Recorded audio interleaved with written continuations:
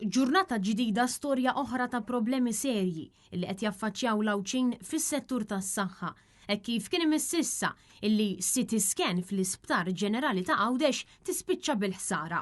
Sorsi li tkellmu ma' Net News spjegaw li sal-ġurnata tal-ħadd biss kienu 5 l-pazjenti li kellhom jitniżlu Malta permezz ta' helikopter sabiex tkun tista' ssirihom CT scan fl-Isptar Mater Dei.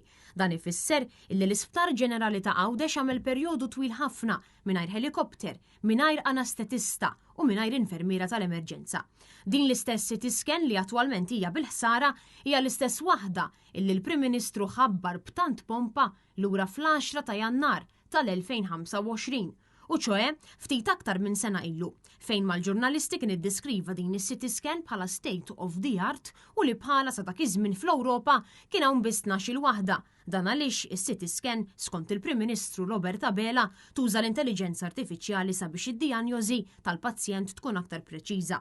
Iżda sena u ftit xhur wara, is-CT scan tinsab bil-ħsara u l-pazjenti li jkunu Għawdex u li jkollhom bżonn scan qed ikunu sfurzati jinżlu Malta permezz ta' helikopter flimkien ma' infermier u anestetista.